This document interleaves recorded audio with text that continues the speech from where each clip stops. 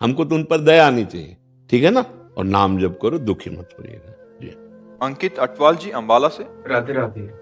कोटि कोटि प्रणाम महाराज जी। महाराज जी, अगर नाम जप चलता रहे परंतु इस जन्म में परमात्मा की प्राप्ति न हो तो क्या अगले जन्म में वहीं से शुरुआत होती है? ऐसी कल्पना क्यों करते हो? पहली बात तो नकारात्मक कल्पना क्यों करते हो? एक बार जिन नाम लिय हित सो होए अति दीन, ताको संग न छाड़हि प्रभु अपनो कर लीन। ऐसे हमारे करुणा निधान प्रभु का नाम जपे, फिर ये बात आगे के लिए रखे कि पता नहीं इस जन्म में कल्याण होगा कि नहीं, ऐसा सोचे ही क्यों।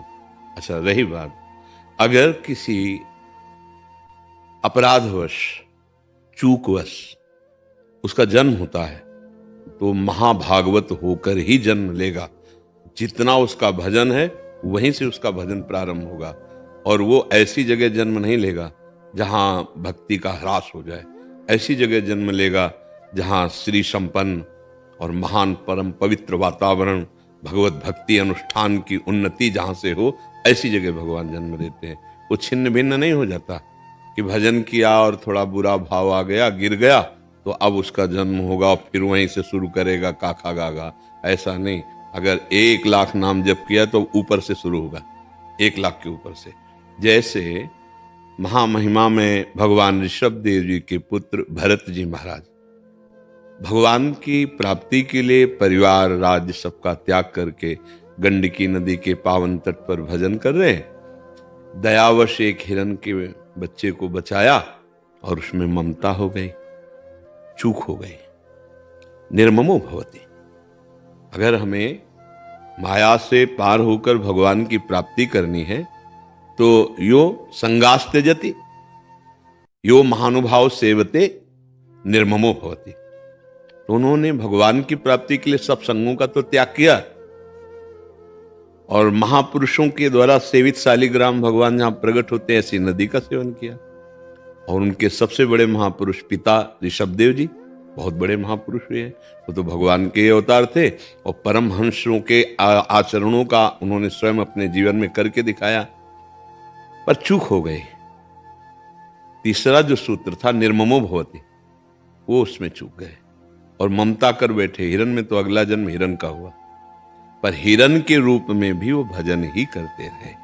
अविनाशी भजन का ऐसा प्रभाव कि हिरण के रूप में भजन में जो त्रुटि हुई थी भरत जी के रूप में, वो पूरी कर ली, और अगला जन्म ब्रह्मबोध संपन्न महापुरुष ज्ञान की 5वीं भूमिका में जड़ भरत जी के रूप में प्रकट हुई। वहां कोई साधना नहीं करनी पड़ी। तो भजन कभी निष्फल नहीं होता। चूक हो जाए तो जन्म हो सकती, पर हम ऐसी रास्ता क्यों छोड़ें? हमें दृढ़ निश्चय करना है। आशा बंधा समुत्कंठा नाम गाने सदा रुचि। ये दृढ़ आशा रखने की इसी जन्म में मुझे भगवत साक्षात्कार होगा, और उत्साह के सहित भगवान का नाम जप करें। हम चिंता क्यों करें इस बात की कि पता नहीं कल्याण हो कि ना हो, अगला जन्म कहां होगा, कैसे होगा। नहीं, भरोसो दृढ़ इन चरणन के प्रभु के सी चरणारविंद का दृढ़ भरोसा है, नाम है, फिर क्या दे। समुझ जाए शरण ते डरत ना काल डर। अब क्या है, अगर जन्म भी होगा तो आनंद युक्त होगा, और हम भगवान का नाम कीर्तन करेंगे, भजन करेंगे, भगवत भक्तों का संग मिलेगा, क्योंकि हम भगवान का आश्रय लिए। पहली बात तो चूक ना हो, अगर हो भी जाए तो हमारे प्रभु इतने करुणामय हैं कि राहत न प्रभु चित चूक किए की, करत सुरत सहबार ही की। इसका मतलब मुझे इस जन्म में भगवत प्राप्ति पक्की हो जाएगी, ऐसा दृढ़ आशा रखनी चाहिए। आगे भगवान जैसा जाने, पर अपनी आशा में हम नकारात्मक सोच बिल्कुल ना लावें कि हमारा अगला जन्म होगा। हमको तो प्रभु के धाम जाना है, प्रभु की सेवा में जाना है, ऐसा। और फिर भक्तों ने जन्म की परवाह कब की? वो तो कह रहे हैं यत्र यत्र हम जन्म कर्म भी नारके पर में पदे, अथवा चाहे नरक में रखो चाहे परम पद में रखो, पर राधिका रति निकुंज मंडली तत्र तत्र हृदय में विराजताम। हे प्रिया, जो अपनी सखियों के सहित, लालजू के सहित हमारे हृदय में रहो, चाहे मुझे नरक भेज दो चाहे जहां परम पद भेज दो, मुझे कोई परवाह नहीं है। अर्थ न धर्म न काम रुचि गति न चाहो निर्वाण, जन्म जन्म रति राम पद यह वरदान। भक्तों ने कभी जन्म को बुरा ही नहीं माना। मेरा जन्म हो लेकिन आपके अनुराग में हो। जे जोनि जन्मो कर्म बस, तहाँ राम पद अनुराग हो। भगवान के चरण पर हम कहते हैं ऐसी आशा ही क्यों रखे? हम साक्षात इसी जन्म में प्रभु के पार्षद बनकर उनकी श्रीअंग सेवा में जाएंगे, ऐसी आशा रख के फिर प्रभु के आगे की बात वो जैसा चाहे वैसा करें। समझ रहे हैं आप?